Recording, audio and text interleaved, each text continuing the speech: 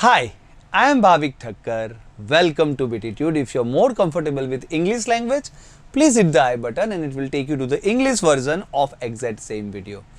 पर अगर आप हिंदी लैंग्वेज से ज़्यादा कंफर्टेबल हो तो फिर इसी वीडियो में बने रहिए। देखिए, इस वीडियो में हम बात करने वाले हैं डाटा इंटरप्रिटेशन के एक बहुत ही बेहतरीन क्वेश्चन के बारे में, जो कि न्यू पैटर्न वाला क्वेश्चन है। जब मैं बोल रहा हूँ न्यू पैटर्न, तो ये एक ऐसी पैटर्न है जहाँ पे आपको वो जो ट्रेडिशनल ग्राफ मिलते, चार्ट मिलते, bar chart, pie chart, tables मिलते, ऐसा कुछ नहीं मिलने वाला। आपको सिर्फ मिलेगा एक पैराग्राफ। आपको उस पैराग्राफ को पढ़ना है और उसमें जो इंफॉर्मेशन दी है उसको समझना है और फिर एक खुद का स्ट्रक्चर समझना है। उस डाटा को खुद के एक स्ट्रक्चर में बिठाना है। समझ में आ रहा है? वहां पे कोई डाटा, कोई स्ट्रक्चर नहीं दिया गया, कोई ग्राफ नहीं है, खुद समझना है, खुद बनाना है। तो ये आप कब कर पाओगे? जब आपका एप्टीट्यूड रियल में डेवलप होगा, और वही तो बीटीट्यूड करता है ना। हम आपके अंदर वो लैटरल थिंकिंग डेवलप करते हैं with the use of that concept building videos. तो अगर आपने हमारे कंसेप्ट बिल्डिंग वीडियोस देखे, बेसिक परसेंटेज, एवरेज, रेशियो, है ना, एलिगेशन, मिक्सचर, ये सब अगर देखे है ना, तो ये यहाँ पे काम आने वाला है। और उसको अगर आपने बीटीट्यूड पे देखा है तो आपका जो रियल सेंस में कंसेप्ट है वो क्लियर होगा, और तभी तो आप उस पैराग्राफ को समझ पाओगे और फटाक से डिसाइड कर लोगे कि इसको किस तरह से रखना है। अगर वहाँ पे ये समझ में आ गया ना, तो इस क्वेश्चन को सॉल्व करना बहुत ही ईजी है। आप चुटकियों में, समझ में आ रहा है, एकदम चुटकियों में उसको सॉल्व करेंगे, और यही आज हम देखने वाले हैं, है ना। जो क्वेश्चंस बाकी जगह पे या बाकी कोई भी फैकल्टीज, बाकी कोई भी तरीके, बाकी कोई भी यूट्यूब वीडियोस पे बहुत टाइम लगा देते हैं, उसका बेस्ट सॉल्यूशन किस तरह होगा वही हम समझेंगे। और ये मैं ही नहीं, मेरे स्टूडेंट्स भी कर सकते हैं, ये मुझे पक्का भरोसा है। अगर आप हमारे वीडियो देखते हो तो आप भी कर सकते हो, ठीक है। तो ये जो पर्टिकुलर क्वेश्चन है वो मेरे एक व्हाट्सएप ग्रुप में डाला गया था, जहाँ पे स्टूडेंट्स यूजुअली अपना डाउट्स डालते हैं। अगर मुझे अच्छा लगता है, बहुत इंटरेस्टिंग क्वेश्चन लगता है, तो मैं उसके वीडियो बनाता हूँ, जिससे कि बाकी लोगों को भी उसका बेनिफिट मिले। अगर मुझे लगता है ये एग्जाम पॉइंट ऑफ व्यू से इंपॉर्टेंट है, स्टूडेंट्स इससे कुछ बहुत अच्छा सीख सकते हैं, तो मैं उसके वीडियोज़ बनाता हूँ।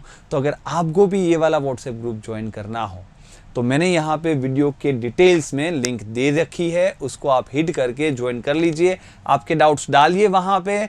अगर वो अच्छे डाउट्स हुए तो मैं उसका भी वीडियो बनाऊंगा, आपके डाउट्स भी क्लियर होंगे, और बहुत ही बेहतरीन बढ़िया मेथड से, वो मैं आपको गारंटी देता हूं।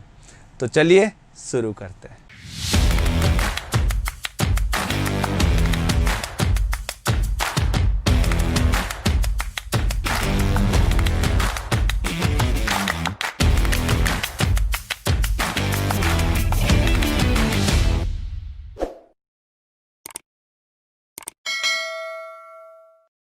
अच्छा, देखिए, न्यू पैटर्न का क्वेश्चन स्टार्ट करने से पहले मैं ये चाहता हूँ कि आपका पूरा डाटा इंटरप्रिटेशन का बेसिक क्लियर होना चाहिए। देखिए, हमने कुछ बेसिक क्वेश्चंस भी बनाए, ग्राफ वाले, जो रेगुलर क्वेश्चंस आते हैं डाटा इंटरप्रिटेशन के, उसका मैं यहाँ पे आपको आई बटन दे देता हूँ, पूरा प्लेलिस्ट मिल जाएगा। उसके ऊपर आपको परसेंटेज, रेशियो वगैरह भी क्लियर होना चाहिए, है ना। तो ही यहाँ पे आपकी बात बनने वाली है, तो ही आप कुछ समझ पाओगे, क्योंकि जब बेसिक ही अगर क्लियर नहीं होगा तो फिर बिल्डिंग कैसे बनेगा, ये चीज़ तो क्लियर है ना। तो चलिए, पहला क्वेश्चन हम यहाँ से लेके आते, पूरा जो सेट है डाटा में यहाँ पे लेके आता हूँ। लेकिन देखिए, थोड़ा बड़ा है डाटा, जो है वो थोड़ा बड़ा है, तो ये पूरी स्क्रीन के हिसाब से जाएगा और मुझे थोड़ा हटना पड़ेगा, है ना। तो मैं थोड़ा मिस्टर इंडिया बन जाता हूँ, है ना, अदृश्य हो जाता हूँ। आप देखिए, ये क्वेश्चन आपके सामने है, ठीक है। देखिए, आपको और कुछ भी नहीं करना, आपको इसको करना है सॉल्व। यहाँ पे पोज कर लीजिए, 2 क्वेश्चन इधर है और 3 क्वेश्चन उसके बाद ये, तो 5 क्वेश्चन का पूरा सेट है, ठीक है। और अगर आपको इंग्लिश वाला वर्जन चाहिए तो देखिए, इंग्लिश वाला वर्जन भी यहाँ पे है, ठीक है। यहाँ पे पोस्ट कर लीजिए और बाद में बाकी के 3 क्वेश्चन यहाँ पे, ठीक है ना। तो इस तरह से आप पोस्ट करिए, पहले खुद सोचिए। देखिए, बहुत ही ज़रूरी है कि पहले इसको आप सोचो, ठीक है। हम तो यहाँ पे कराएंगे, ये आपको कोई दिक्कत नहीं है, लेकिन पहले खुद सोचने से ही आपको समझ में आएगा, ये बहुत ही ज़रूरी है, ठीक है। मेरे बताने से कभी भी नहीं आएगा, मैं बोल ही देता हूं आपको।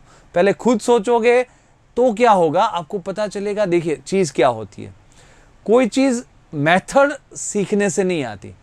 मेथड कब आती है? जब बाकी कुछ मेथड नहीं चलती ना, या तो बाकी मेथड से बहुत टाइम लगता है, तब समझ में आता है क्यों यही मेथड करनी है।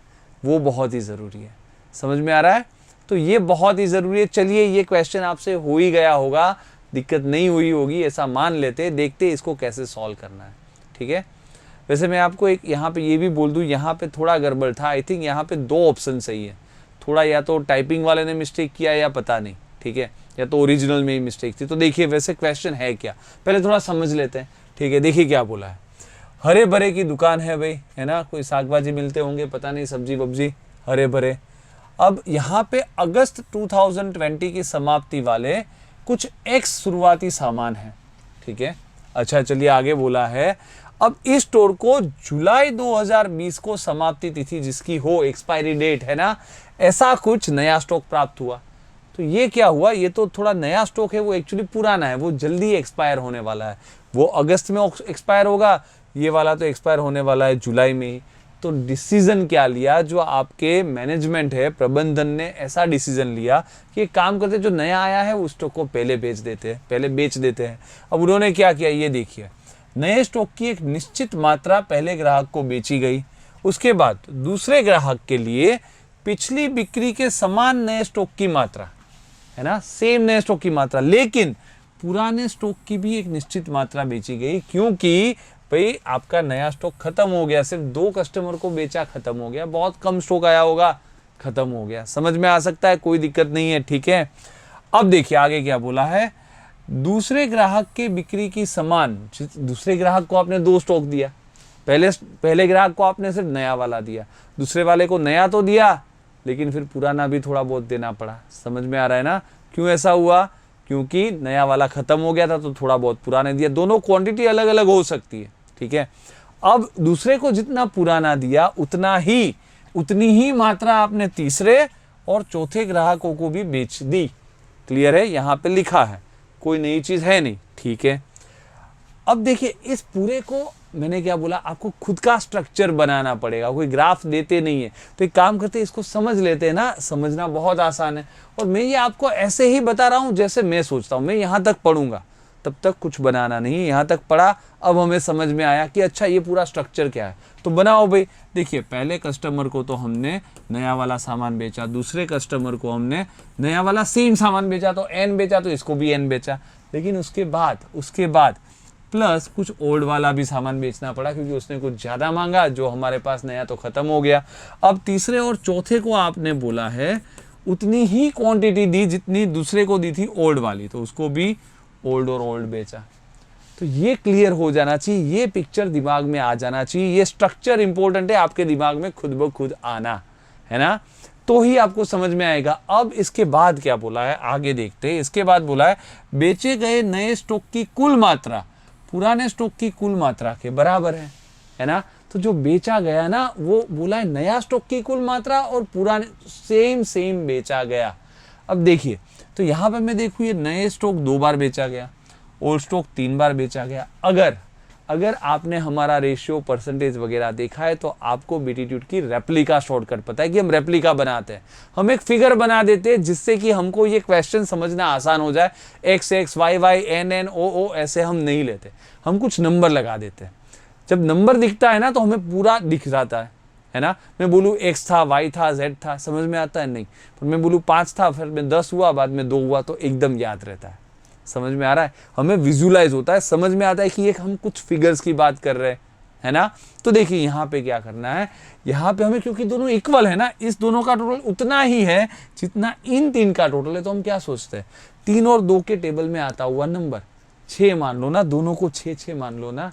समझ में आ रहा है कि भाई नया स्टॉक जो हमने बेचा होगा, भाई 3 कुछ बेचा होगा, 3 किलो मान लो, और जो ओल्ड बेचा था वो 2 किलो मान लो, है ना। तो टोटल सेम हो गया ना। हमें बेसिकली ऐसा एग्जाम्पल लेना है।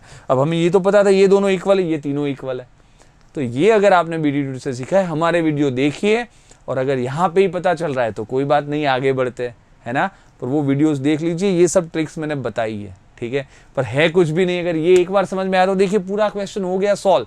इतने के ऊपर से हम 3 क्वेश्चन के तो आंसर दे देंगे, बस इतना ही बनाना था, है ना। एक बार पढ़ा, समझा, 30 सेकेंड आपको पढ़ने में लगे, ये बनाने में तो कुछ जाएगा नहीं, 15 सेकेंड जाएगा, 45 सेकेंड में आप रेडी हो क्वेश्चन को देखने के लिए। देखिए क्वेश्चन क्या है, अब आगे बोला है भाई नीचे दिए गए प्रश्नों का उत्तर देने के लिए उस जानकारी का भी उपयोग करना है जो प्रश्न में दी गई कोई भी अतिरिक्त जानकारी के बाद के प्रश्नों के लिए सही है। यानी कोई भी अतिरिक्त जानकारी भी दी है कोई भी क्वेश्चन में, तो उसको उस प्रश्न की उस अतिरिक्त जानकारी को पीछे जो आ रहा है उस क्वेश्चन में भी आप यूज कर सकते हो। ठीक है, कोई बात नहीं, वो नॉर्मल सा है, समझ में आ गया।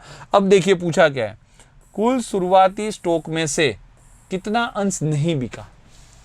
अब यहाँ पे मैं देखूंगा यार कुल शुरुआती स्टॉक तो कुछ पता ही नहीं है, मैंने तो ये नया कितना आया वो पता है, ओल्ड कितना बिका वो पता है, पर शुरुआत में जो ओल्ड था ना, जो एक्स है ना, यहाँ पे एक्स शुरुआती स्टॉक था वो कितना था यार, ये तो कुछ बोला ही नहीं है कि एक्स था कितना, हमें नहीं पता।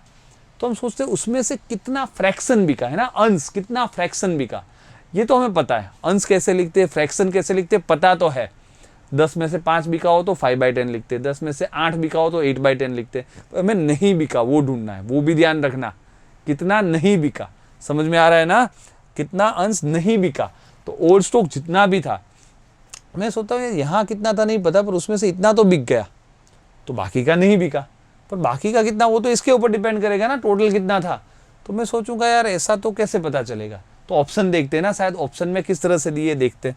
ऑप्शन में कुछ इसी तरह दिया है कि भाई नया स्टॉक डिवाइड बाय पुराना स्टॉक, नया स्टॉक डिवाइड बाय पुराना स्टॉक। तो मैं सोचता हूँ चलो नहीं बिका, नया स्टॉक तो ये है दोनों मिला के, डिवाइड बाय अगर पुराना मान लो 11, 15 कुछ भी होता, कोई एक एग्जाम्पल ले लो ना कि अच्छा 11 होता, अगर टोटल 11 होता तो 11 में से 6 बिका है ना, तो 5 नहीं बिका होता, तो 5/11 आंसर आना चाहिए, आया ना।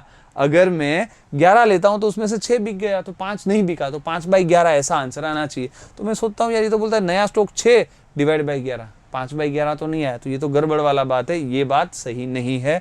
तो आगे बढ़ते हैं, पहला वाला ऑप्शन कैंसिल कर लेते हैं। दूसरा वाला ऑप्शन, पुराने स्टॉक में से नया स्टॉक हटा दो और डिवाइड बाई पुराना स्टॉक कर दो। ठीक है, समझ में आ रहा है, पुराने स्टॉक में से नया स्टॉक हटा दो और डिवाइड में अपॉन करके पुराना स्टॉक डाल दो नीचे। तो मैं सोचता हूँ अच्छा पुराने स्टॉक में से नया स्टॉक, पुराना स्टॉक जितना भी था उसमें से इतना हटा दूं, तो एक तरीके से ये भी 6 है ये भी 6 है, तो जितना बिका है वो इतना ही है ना, दोनों इक्वल है, वो तो हमें बोला है। तो ये सही बात है ना, टोटल जितना भी था उसमें से नया वाला हटा दूं, यानी दूसरे तरीके से बोलो तो ओल्ड में से जितना बिका वो हटा दूं, बात एक ही है। और डिवाइड करके हम पुराना स्टॉक ही लिखते हैं ना, तो देखिए 11 में से ये 6 हटा दो तो 5 बचा और 5/11 वही तो हमारा आंसर था। तो यहाँ पे एक गड़बड़ है, गड़बड़ ये है कि ये आंसर तो सही है, लेकिन अगर आप देखो तो यहाँ पे देखिए सी ऑप्शन वही बात बोल रहा है। क्या बात बोल रहा है, एक माइनस ये नया वाला, ठीक है, और डिवाइड बाय पुराना वाला। तो इसका मतलब तो यही हुआ ना, ये पुराने को इधर ले लो, पुराना माइनस नया, पूरे के नीचे पुराना, वही तो है, पुराना माइनस नया, पूरे के नीचे पुराना। तो शायद कुछ प्रिंटिंग मिस्टेक हो गई है कि एक ही आंसर दो बार, दोनों का मतलब एक ही होता है ना। पर फिर भी अगर आपको आंसर ही देना है तो फिर देखिए दोनों एक ही है, कोई फर्क ही नहीं पड़ता, तो कुछ नहीं कर सकते है ना। दोनों आंसर सही है, शायद कोई प्रिंटिंग मिस्टेक है या तो कोई टाइपिंग एरर है, पर दोनों एक ही बात है जैसे कि आप देख रहे हो। बट समझ में आना चाहिए ना, फंडा क्लियर होना चाहिए, वो ज़रूरी है हमारे लिए। एग्जाम में होपफुली ऐसी एरर नहीं आएगी। ठीक है, तो चलिए क्लियर है, फाइन, आगे बढ़ जाते हैं दूसरे क्वेश्चन की तरफ। दूसरा क्वेश्चन क्या था यहाँ पे, ये तो हमने बना ही दिया है, इसके ऊपर से फिर दूसरा क्वेश्चन क्या था ये देखिए। यदि पुराने स्टॉक का 3/4 हिस्सा बेचा गया था, 3/4 है ना, तो फिर मैं सोचूं यार यहाँ पे जो मैंने लिखा है ना, मैंने एक एग्जाम्पल तो लिया है, अब मुझे नहीं पता था टोटल कितना था, पर यहाँ पे मुझे पता चल जाएगा क्योंकि ये बोल रहे हैं कि 3/4 बेचा गया है, यानी कि 4 में से 3। तो मैं सोचता हूँ यार बेचा गया वो तो 6 है, मैंने जो एग्जाम्पल दिया है मेरी रेप्लिका है, ये 3/4 है वो 6 है, तो किसका 3/4 6 होता है, 8 का ही होता है ना, तो टोटल फिर 8 है ना। अभी भी ये रेप्लिका है, एग्जैक्ट फिगर नहीं है ना, ये रेशियो के थ्रू 3/4 पे कुछ भी हो सकता है, समझ में आ रहा है। अभी होने के लिए यहाँ पे ऐसा भी हो सकता है 80 हो, ये 20 बेचे हो, ठीक है, या तो 8 × 2 16 हो, ये 4 बिके हो, वो कुछ भी हो सकता है। पर एक एग्जाम्पल ले सकते हैं कि अगर टोटल 8 होता तो हाँ भाई 6 बिक गया तो 3/4 बिक गया, समझ में आ रहा है। तो उसने जैसे बोला ऐसा मैंने ले लिया ना, यानी सही है ना।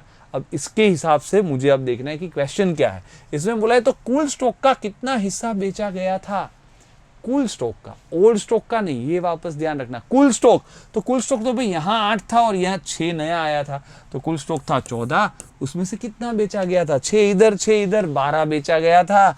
तो भाई 12/14 यानी 6/7, बस ये आपको आंसर मिलना चाहिए। देखते हैं ऑप्शन में किधर है भाई 6/7, ये रहा भाई पहला ही ऑप्शन है 6/7, है ना। तो ये चीज़ है, समझ में आ रहा है। अगर आप x y n y x z ऐसे कोई इक्वेशन बना के करते, टाइम भी लगता, कुछ दिखता नहीं। अभी हम कुछ भी एक एग्जाम्पल ले रहे हैं ना, रेप्लिका बहुत बढ़िया कंसेप्ट है, रेप्लिका लेना आना चाहिए, बहुत इजीली हो जाएगा, जैसे कि आप देख रहे हो, ठीक है। अच्छा चलिए, तो ये क्लियर है। चलिए यहाँ पे एक तीसरा क्वेश्चन था, प्रति ग्राहक बेचे गए पुराने स्टॉक की मात्रा और उसका अनुपात ढूंढना है प्रति ग्राहक बेचे गए नई स्टॉक की मात्रा। ये तो बहुत इजी है भाई, पुराना हमने 2-2 बेचा था, यहाँ 3-3 किलो बेचा था, तो 2:3 है ना, कुछ है ही नहीं, ये तो हमें पता ही है। तो बहुत ही फटाक से आंसर आ जाएगा भाई 2/3, है ना, बहुत इजी है, कोई दिक्कत नहीं होनी चाहिए, ठीक है। अब चौथा क्वेश्चन थोड़ा वापस कॉम्प्लिकेटेड है, तो चलते भी चौथे क्वेश्चन की तरफ। चौथे में देखिए कोई और एक्स्ट्रा डाटा भी दिया है, तो उसको थोड़ा समझना पड़ेगा, ठीक है। देखिए अगर आपने पहले नहीं किया था, क्वेश्चन नहीं बनाता, पर अभी कुछ समझ में आ रहा है, तो यहाँ पे पोज करके आप वापस कुछ सोच सकते हो, ठीक है। बहुत जरूरी है पहले खुद सोचना, ठीक है। चलिए यहाँ पे देखते हैं किस तरह कर सकते हैं। तो स्टोर को तीसरा भी एक स्टॉक प्राप्त हुआ, जो अगस्त 2020 की समाप्ति तिथि के साथ ही था, और ये बचे हुए पुराने स्टॉक का 3 गुना था। तो मैं फिर मेरे एग्जाम्पल में आगे बढ़ता हूँ, ठीक है। ये सही फिगर नहीं है, पर मेरे एग्जाम्पल में तो मैं बोल सकता हूँ। बोला क्या है, पुराने स्टॉक का जो बचा हुआ पार्ट था उसका 3 गुना था। मैंने यार पुराना स्टॉक कितना समझा था, 8, उसमें से 6 बिक गया था, 2 बचा हुआ था। तो मैं सोचता हूँ अच्छा चलिए 2 बचा हुआ था ना, तो मैं यहाँ बोलता हूँ चलिए ठीक है भाई, ओल्ड स्टॉक जो है यहाँ पे एक जगह, चलो यहाँ पे लिख देते हैं, ओल्ड स्टॉक जो है, ओके, यहाँ पे 2 बचा हुआ था, है ना। तो अगर ओल्ड स्टॉक 2 था, तो ये नया स्टॉक आया वो क्या बोला है, 3 गुना था, यानी ये नया वाला 6 होगा। एक एग्जाम्पल उसी में ले रहे, क्योंकि उसने बोला जो बचा हुआ था उससे 3 गुना था। चलिए ठीक है, अब क्या डिसाइड किया, देखिए प्रबंधन ने हर ग्राहक को पुराना और नया स्टॉक को बारी बारी से बेचने का फैसला किया, और पुराने से आधा और नए, जिसमें उन्होंने पुराने स्टॉक से शुरू किया। ये समझने वाली बात है। देखिए उन्होंने क्या किया, अब ये 2 है, ये 6 है ना, उसका 3 गुना है। उन्होंने क्या सोचा कि हम अब बेचना शुरू करते हैं, लेकिन किस तरह, एक ओल्ड एक न्यू, ऑल्टरनेट बेचेंगे बारी बारी। तो पहला जो कस्टमर आएगा उसको ओल्ड बेचेंगे, बाद में न्यू बेचेंगे, बाद में ओल्ड बेचेंगे, ऐसे बेचते जाएंगे, ठीक है। अब आगे कुछ इन्फॉर्मेशन दी होगी, क्या दी है बोलिए। स्टॉक की समान मात्रा 4 ग्राहकों को बेची गई। अगर 4 ग्राहकों को बेची गई तो ओल्ड न्यू इसी तरह होगा, और चारों को समान मात्रा बेची गई, वो समझना, ठीक है। अब आगे देखते क्या बोला है, जिसमें एक ग्राहक ने पुराने से आधा और नए स्टॉक से आधा प्राप्त किया, क्योंकि पुराना स्टॉक खत्म हो गया था। अच्छा, तो वैसे तो प्रबंधन ने क्या सोचा है कि पहले को पुराना बेचेंगे, दूसरे को नया, तीसरे को पुराना, चौथे को नया, इसी तरह बेचते जाएंगे। लेकिन इन बिटवीन कहीं पे पुराना वाला खत्म हो गया, तो फिर आधा पुराना दिया, आधा नया दिया। समझ में आ रहा है। तो कहाँ पे खत्म हुआ होगा आप बताइए। 4 बेचा है, उसमें एक को खत्म हो गया, तो ऑब्वियसली यहाँ पे खत्म हुआ होगा, है ना। तो पहले वाले को तो दे दिया, इसको क्या आधा आधा है ना, तो एक किलो मान लो ना, ऐसे ही 1 किलो, ठीक है। 1 किलो ओल्ड, तो यहाँ पे फिर मुझे लिखना पड़ेगा ओल्ड प्लस न्यू दिया होगा, हाँ या ना। इस वाले बंदे को, बाकी सबको शायद अब सेम क्वांटिटी है, तो इसको भी दो, इसको भी दो, इसको 1 + 1 और इसको भी दो। एक रेप्लिका ले सकते हैं ना कि अच्छा इस तरह दिया होगा। समझ में आ रहा है, क्लियर है। अब मैं देखता हूँ, अच्छा तो ये आधा आधा दिया, लेकिन यहाँ पे फिर एक वापस दिक्कत आ गई, क्योंकि मेरा ओल्ड स्टॉक यहाँ पे 2 और यहाँ पे एक टोटल 3 हो रहा है। मेरे पास तो 2 ही था, तो 3 कैसे बेचा, है ना। तो ये एग्जाम्पल मैच नहीं कर रहा। तो मैं सोचता हूँ मैच करते हैं ना, कहाँ दिक्कत है, हम एग्जाम्पल में कभी भी एडजस्ट कर सकते हैं। वही तो मैंने सिखाया था जब मैंने रेप्लिका सिखाया था। तो मैं सोचता हूँ अच्छा यहाँ 2 है, यहाँ 3 है, वापस एलसीएम क्या आता है 2 और 3 का, 6 आता है ना। तो मैं सोचता हूँ काम करता हूँ ना, टोटल 6 बना देता हूँ। 6 कैसे बनेगा, यहाँ 2 है ना, तो उसका 3 गुना। तो यहाँ पे जब मैं 3 गुना करूँगा, तो यहाँ पे भी 3 गुना करना पड़ेगा, क्योंकि तो ही तो एग्जाम्पल सेट रहेगा। और फिर मैं सोचता हूँ अच्छा यहाँ पे मैंने 3 गुना किया, फिर आगे के एग्जाम्पल में यहाँ पे भी, है ना। सब 3 गुना करना पड़ेगा, तो 8 नहीं भाई, टोटल था 24, 3 गुना ना, तो यहाँ पे 3 गुना यानी 9 बेचा होगा। भाई रेशियो में कोई फर्क नहीं पड़ेगा, आगे वाले क्वेश्चन में कोई फर्क नहीं पड़ेगा, ठीक है। लेकिन सब 3 गुना कर देते तो ये हो गया 6, 6 और 6 बेचा। देखो अभी भी सेम ही है ना, 18 बेचा, 9 और 9 18 बेचा, है ना। 24 में से 18 बेचा तो 24 में से कितना बच गया, समझ में आ रहा है। बात वही की वही है, 24 का 18 यानी 3/4 ही होता है। तो आगे के क्वेश्चन कोई फर्क नहीं पड़ेगा, सिर्फ एग्जाम्पल हमने बदल दिया। क्लियर है। 24, 9, 9, 6, 6, 6, तो अब कितना बचा था, 6 बचा था, तो हम आगे लेके गए भाई, 6 बचा था तो नया वाला 18 आया। अब ये पुराना वाला भूल जाते, है ना। तो ये आपको आर्ट है, ये आर्ट है रेप्लिका लेनी, जो मैंने परसेंटेज से सिखाता हूँ, रेशियो से सिखाता हूँ, तो यहाँ पे काम आएगी, फटाफट आंसर निकलेंगे। तो अगर ये अंडरस्टैंडिंग आ गई तो आप फटाक से कर लोगे कि अच्छा अब यहाँ पे टोटल 3 था ना ओड, तो डबल करना पड़ेगा 6 के लिए। तो हम सोचते हैं अच्छा डबल यानी सबको डबल कर दो, तो भाई 2 नहीं ना, यहाँ 4 भी का होगा, यहाँ पे भी 4 भी का होगा, डबल करना है। यहाँ पे 1 + 1 नहीं, 2 + 2 भी का होगा, तो सबको सेम बिकना है ना, और यहाँ पे भी 4 बिचा होगा। तो समझ में आ रहा है। तो किस तरह बेचा है भाई, अब पूरा हमारे एग्जाम्पल से शुरू हो रहा है कि अच्छा 24 था, यहाँ पे 6 बचा था, उसका 3 गुना 18 आ गया, और हमने 4, 4, 2 + 2 तो 6 खत्म हो गया ना, ओड खत्म हो गया, तो 2 नया वाला दिया, सब बैठ रहा है। ऐसा आना चाहिए, बाद में कुछ भी नहीं। अब हम क्वेश्चन देखते हैं ना। क्वेश्चन क्या है देखिए, नए स्टॉक की कुल मात्रा का जो अंश बेचा गया है वो इसके बराबर है। नए स्टॉक की कुल मात्रा का, अब मैं सोचता हूँ नया स्टॉक तो यहाँ 18 था, उसमें से जो बेचा गया, तो नया स्टॉक कितना बेचा गया, 4, यहाँ पे 2 है ना, ये 2 नया था, और ये 4, 4 और 4 8 और 2 10 बेचा गया। 10 किस में से, 18 में से। तो आप मात्रा बोलो, अगर उसका अंश बोलो, अनुपात बोलो, तो 10/18 आता है ना, 10/18। समझ में आ रहा है, क्योंकि हमें बोला है जो अंश बेचा गया था वो किसके बराबर है। अब यहाँ पे कुछ ऑप्शंस दिए, आंसर क्या आना चाहिए, 10/18 बोल दो या 5/9 बोल दो, ठीक है। अब ये समझ में आता है, वरना फिर हम x y y में ही रह जाते। मेरा फंडा क्या है, विजुलाइज करो। अब बहुत इजी है, इसकी जगह हम ऑप्शन के थ्रू समझ लेते। क्या बोला है, प्रति ग्राहक को बेची गई मात्रा, वो तो 4 है, बटे 4 बार प्रारंभिक स्टॉक। प्रारंभिक स्टॉक, अब देखिए अब हमारा प्रारंभिक स्टॉक 24 है ना, तो 24 को आप मल्टीप्लाई कर रहे हो 4 से, तो फिर ये तो 4/24, तो ये तो क्या आ जाएगा, 4 4 कैंसल, 1/24 आएगा। हमें क्या चाहिए, 10/18 या 5/9, 1/24 नहीं, यानी कि ये पहला वाला ऑप्शन तो हमने कैंसिल कर दिया। अच्छा दूसरा क्या है, 5 गुना करना है प्रति ग्राहक को बेची गई मात्रा। 4 है प्रति ग्राहक को बेची गई मात्रा 4, उसका करना है 5 गुना, यानी ये हो जाएगा 20 बटे 2 बार प्रारंभिक स्टॉक। प्रारंभिक स्टॉक तो 24 लिया है हमने, तो 24 का 2 गुना हो जाएगा 48। ये 20/48 है क्या, ये 10/18 20/48 तो नहीं है ना। तो ये भी गलत हो गया, ये भी गलत हो गया भाई। अब तीसरा ऑप्शन उठाते हैं, क्या बोला है देखिए, 10 बार प्रति ग्राहक बेची गई मात्रा। प्रति ग्राहक बेची गई मात्रा 4 है, उसको 10 बार कर दो, तो यहाँ पे लिख देते 40 हो गया, है ना। और बटे 3 बार प्रारंभिक स्टॉक। प्रारंभिक स्टॉक कितना था, 24 था, तो 24 × 3 72, 40/72, ये क्या है 10/18 है ना। दोनों को 4 से काट लो, 10 18, बात खत्म। आपका आंसर क्या है, सी है।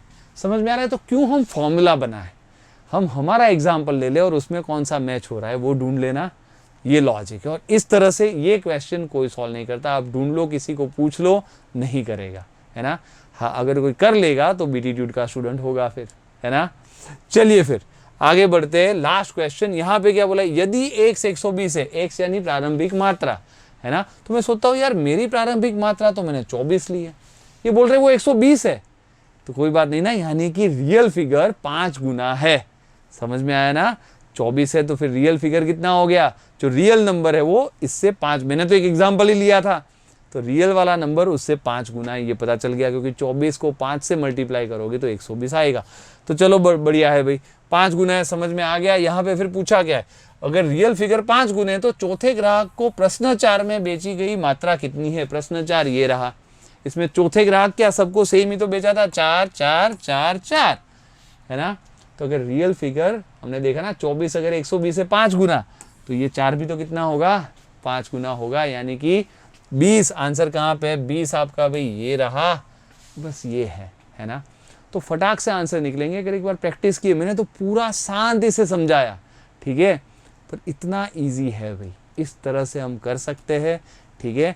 प्लीज़ कीजिए, बहुत ही इंपॉर्टेंट है। फाइन, तो इस तरह से हम सॉल्व करेंगे, और भी वीडियोस डालते रहेंगे, देखते रहिए भाई। काफ़ी जो डाले हैं उसको भी देखिए, जिससे आपका बेसिक बनेगा, फंडामेंटल क्लियर होगा तो इसको देख पाओगे। और मैंने आई बटन भी दिया है डाटा इंटरप्रिटेशन का, वापस देख लो, पूरा लिस्ट देख लो, तो एकदम इंपॉर्टेंट है ना, डाटा इंटरप्रिटेशन बहुत ही इंपॉर्टेंट है, तो कर लीजिए, ठीक है।